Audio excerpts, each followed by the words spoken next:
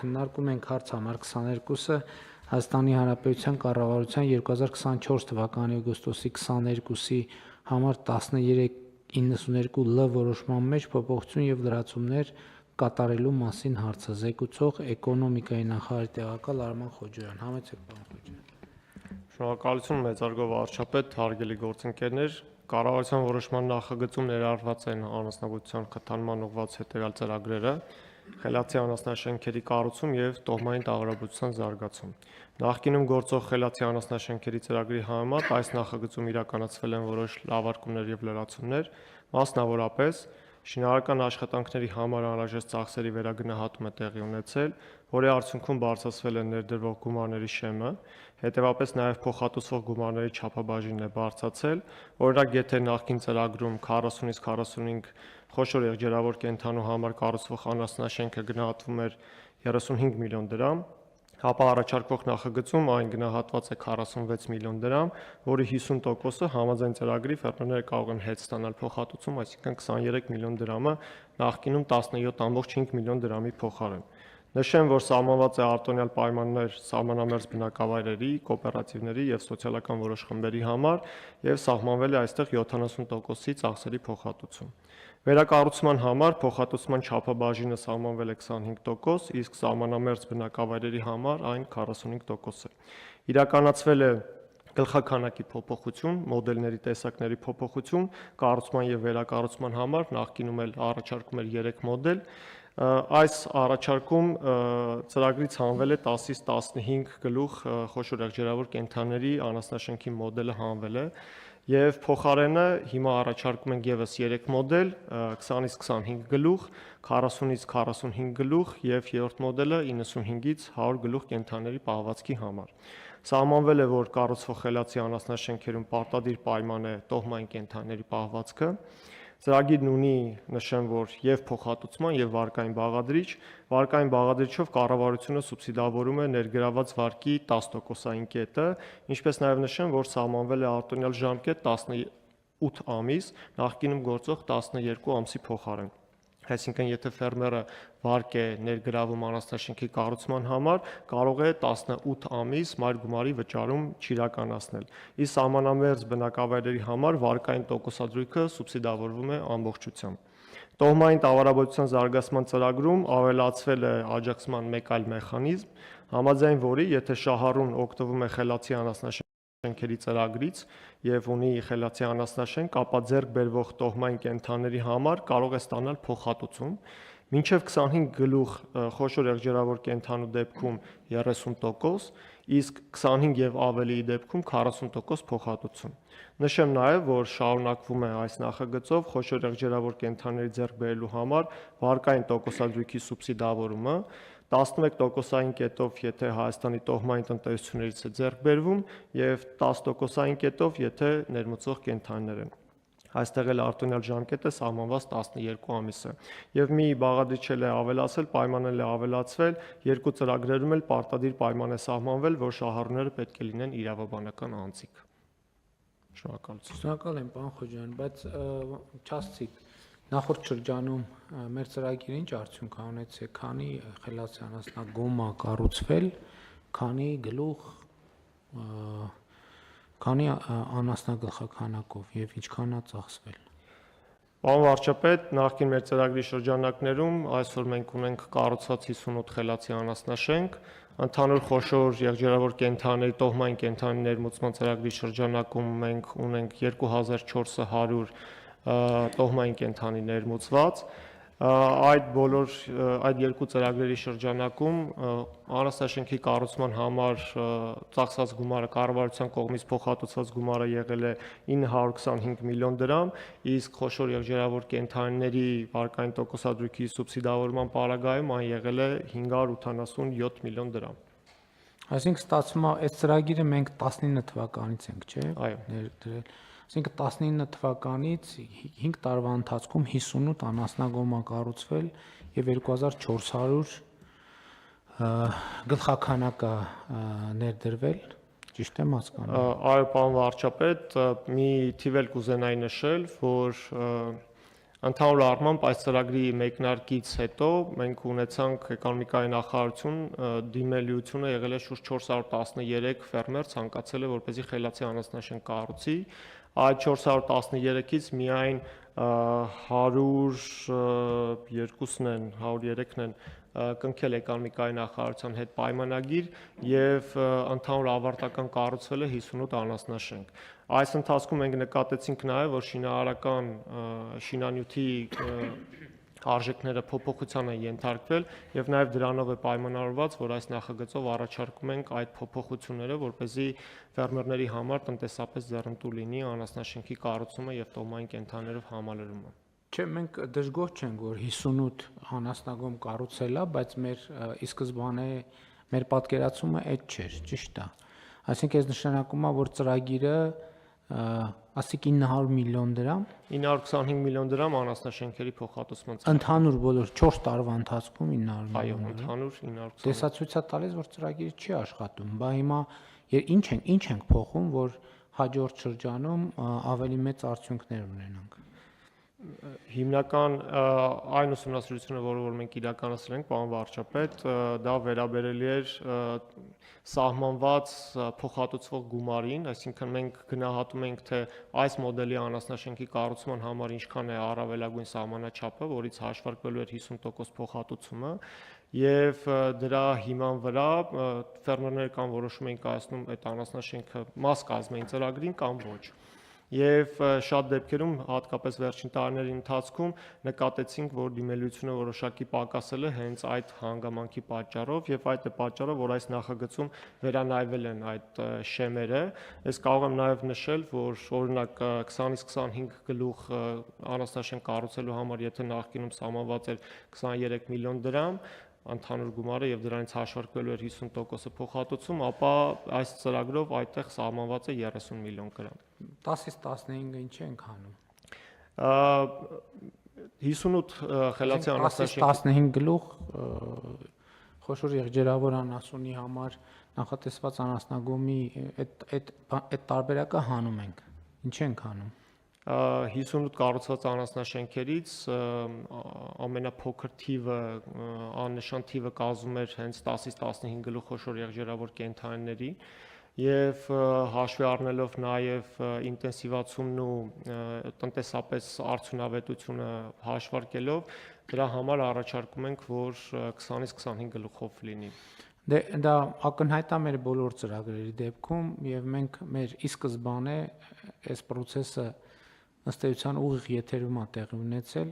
2018 թվականից սկսած մենք փորձել ենք հնարավորինս բովանդակային ծրագրեր ունենալ փոքրերի համար հույս ունենալով որ նրանց պետք է աջակցենք, բայց ըստ էության արձագանք չենք ստացել, դրան մեր մեկնաբանությունը ամենատարբերն էր, բայց վերջերս նախորդ կառավարության նիստում ես այդ թեմային անդրադարձա, որ ըստ էության այդտեղ ընդ որում ես այդտեղ մեզ մեղադրական ենթատեքստով չեմ ասում, բայց խնդիրն է նա, որ այդ հատվածում ձևավորվել է մի իրականություն, որը խորը ճգնաժամային է, եւ մեր սովորական այդ պատկերացումները դահլիճային կամերային պատկերացումները իրականության հետ չեն բռնում։ Եվ պարզ է, որ 10-15-ը մենք կարող ենք ֆորմալ թողել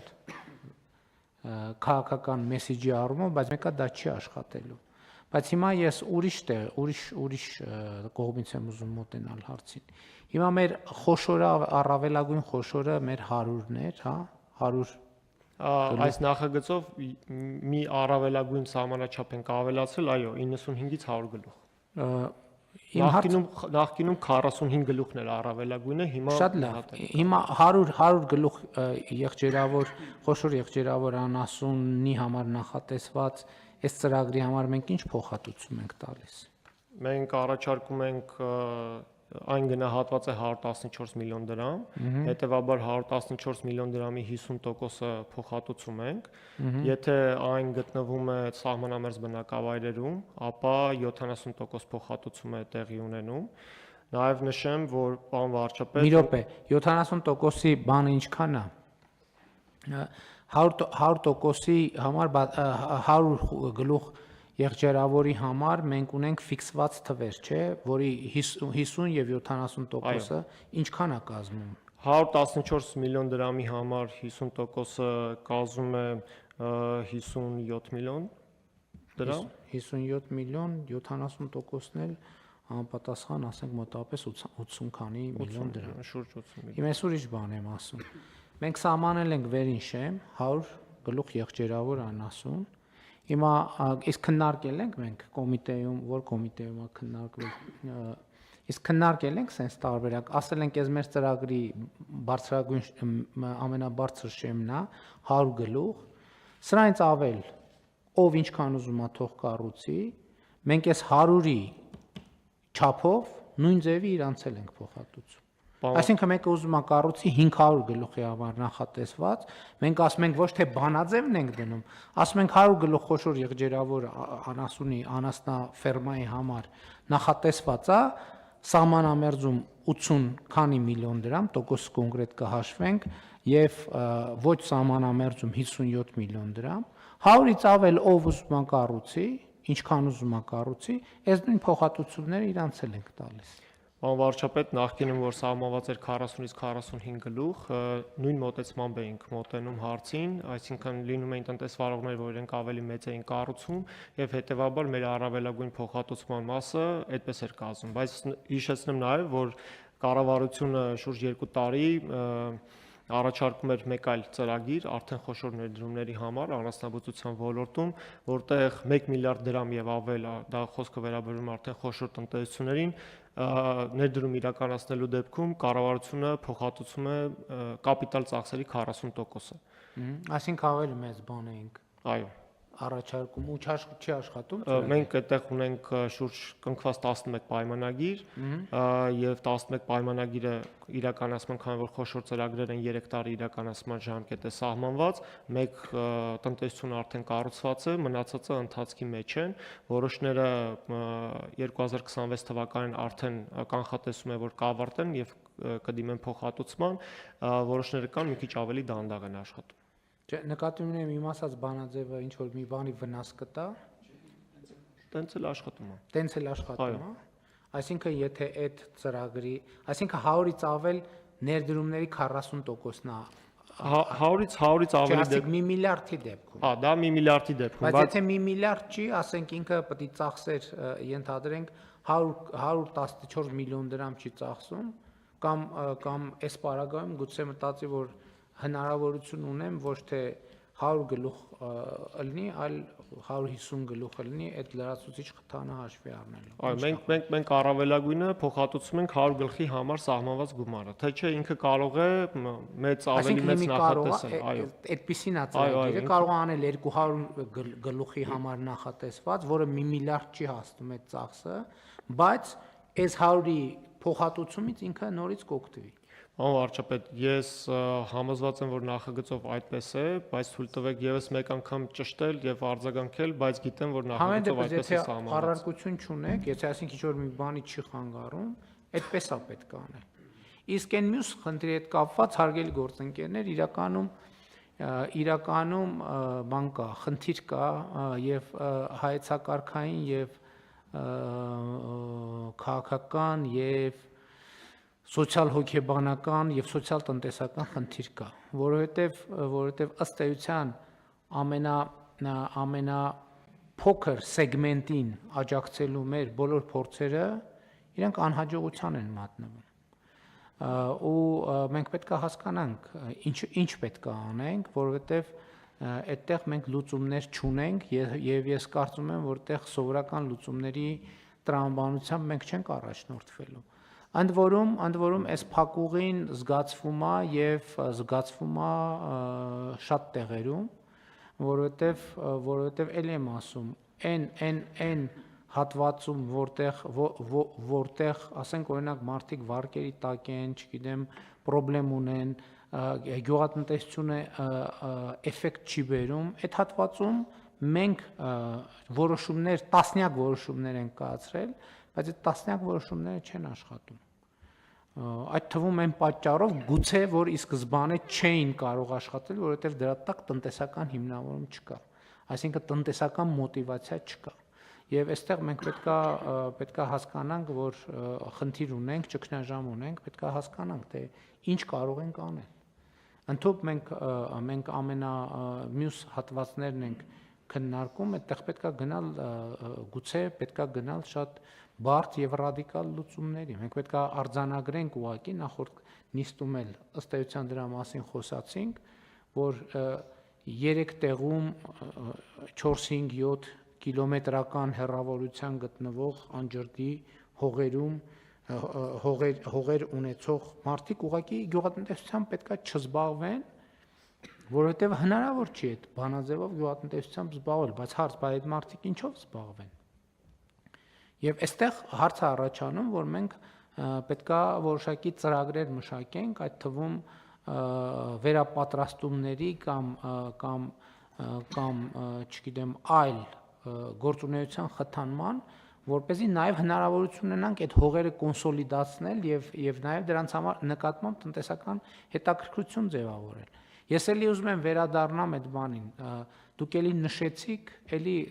նշում ենք ամեն անգամ գյուղատնտեսական բան կոոպերատիվներ, բայց դա էլի գնանք խնդրենք աղաչենք, ես չգիտեմ ինչ հաջորդ լուծումը կարող է դա լինել տեսականորեն, որ գյուղացիները իրանք հասկանալով, որ առանձին չի ստացվում ու չի ստացվելու, գոնե այդտեղ կոնսոլիդացիայի այսքան խթան ենք դնում արտոնություններ, վարկերի եւ դա իմիջիալոց նաեւ սև ցուցակներից դուրս գալու ճանապարհ է, որտեվ եթե անհատը սև ցուցակում է եւ չի կարողանում ստանա, երբ որ ինքը ձևավորի գյուղատնտեսական կոոպերատիվ 100 հոգով, այդ գյուղատնտեսական կոոպերատիվը սկսելու է 0-ից։ Բայց այդտեղ խնդիր կա, որը էլի սոցիալ հոգեբանական ոլորտի խնդիր է, 100 հոգին պետքա կարողանան ընտրել կառավարիչ, վճարել այդ կառավարչին, որ ինքը այդ իրանց հողերը միավորի եւ դարձնի շահութաբեր։ Եթե սա չեն անելու, մենք պետքա ուղիղ ասենք, Ժորժ ջան, չի ստացվելու տեղ ոչ մի բան։ Մի հեկտարանոց հողում չի ստացվելու ոչ մի բան։ Այսինքն եւ դա մեր 7-ամյա պրակտիկան ցույց է տալիս, որ արտոնություն տվել ենք, են արել ենք, զրոյական տոկոսներով գյուղատնտեսական վարկերը արել ենք, որոնք 0 էֆեկտ, մենակ մարդիկ հավելյալ ընկնում են սև ցուցակ, որովհետեւ տոկոսը 0, բայց մայր գումարը պետքա վճարվի։ Անենք չի, որ տոկոսը 0 է, վերջ ամեն ինչ ավարտվեց։ Եվ այլն եւ այդպես շարունակ, այդ փողերի անարդյունավետ ծախս, այսինքն ստեղ մենք լրիվ ուրիշ խնդիր պետք է լուծենք, բայց ինչքան էլ բան է հնչում, մեր իրականության համար տենց մի քիչ բան է հնչում, հասկանում եմ, դեֆորմացված է հնչում, այդտեղ սա արդեն մի քիչ ոչ թե մի քիչ, այլ մեծամասամբ կրթության ոլորտի հարց է։ Հանրակրթության մասին չեմ ասում, այլ խոսում եմ հանրակրթության, բայց ոչ դպրոցական եւ բանի։ Մեր բոլորի կրթության չի ստացվելու այդտեղ։ Ինչ ուզում եք արեք։ Ուզում եք եկեք բան անենք, որոշենք, որ այդ բոլոր հողատերերին անհատույց տարին, չգիտեմ, 3 միլիոն դրամ ենք տալ։ Ոչ մի բան չի փոխվելու այդտեղ։ Բացարձակապես ոչ մի բան։ Համեցեք։ Պարոն վարչապետ, նաև այս առիթը օգտագործելով ուզում եի նաև նշել, որ ընդհանուր առմամբ անասնաբուծության ոլորտում, եթե մենք ցանկանում ենք մթերատվության բարձրացում ունենալ, դա միայն պահվածքով չի սահմանափակվում կամ պահվածքով չի պայմանավորվում, պահվածքով, այսինքն անասնաշենքը դա պահվածքի ձևն է, պայմաններն են։ Հետևաբար 3 կարևոր բաղադրիչ կուզենայի առանձնացնել, որը 3-ի պահպանման դեպքում նոր մենք ունենում ենք համալիր արդյունք, մեկը դա իհարկե պահվածքն է եւ կառավարության այս ծրագիրը խթանում է հենց արդյունավետ պահվածքի մեխանիզմները, երկրորդը դա գենետիկան է եւ գենետիկայի համար է, որ կառավարությունը տոհմային կենդանիների նաեւ ձեռքբերման աջակցության ծրագրեր է իրականացնում, նաեւ հիշեցնեմ մեր գործընկերներին, որ կառավարությունը 2025 թվականին արհեստական սերմնավորման համար փոխհատուցման ծրագիր է իրականացնում եւ այստեղ մենք 70%-ի չափով փոխհատուցում ենք եւ ծրագիրը մեկնարկել է արդեն Շիրակի, Գեղարքունիքի, Սյունիքի մարզերում։ Այդտեղ մենք եղած գենետիկան բարելավում ենք արհեստական սերմնավորման միջոցով եւ երրորդը, որը որ շատ կարեւոր է նաեւ պահպանել, դա կերն է, սնուցումն է։ Եվ այստեղ կերի արտադրության համար էլ մենք մի քանի տարբերակներ ենք առաջարկել եւ քչերն են հիշում, որ կառավարությունը լիզինգի, ագրոպարենային լիզինգի ծրագրի շրջանակում հիդրոպոնիկ կերի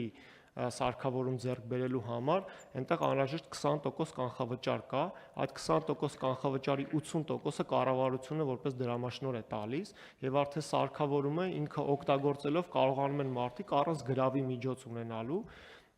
ապահովման անհրաժեշտություն կարողանում են այդ սարքավորումը ձեռք բերել եւ հիդրոպոնիկ կեր արտադրել։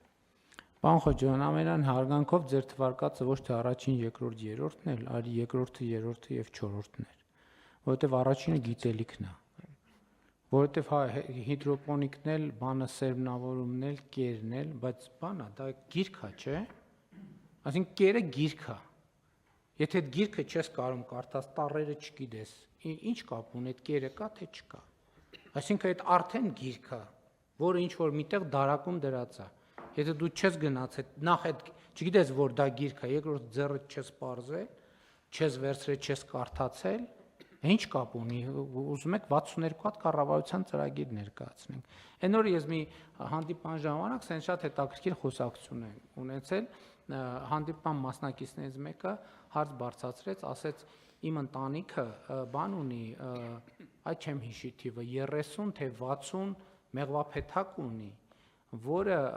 մենք հետո խոսակցության ընթացքում պարզվեց, որը մենք որպես ժառանգություն ստացել ենք մեր պապիկից եւ տատիկից, եւ հիմա խնդրում ենք աջակցություն, որ այդ մեղվա ընտանիքը վերականգնվի։ Ես հարց տվեցի, ասացի, բա ինչի վերականգնվի, ինչ ա եղել այդ մեղվա ընտանիքը, որ տատիկից եւ պապիկից ժառանգել ենք։ Դե ասեց, չկա այդ մեղվա ընտանիք։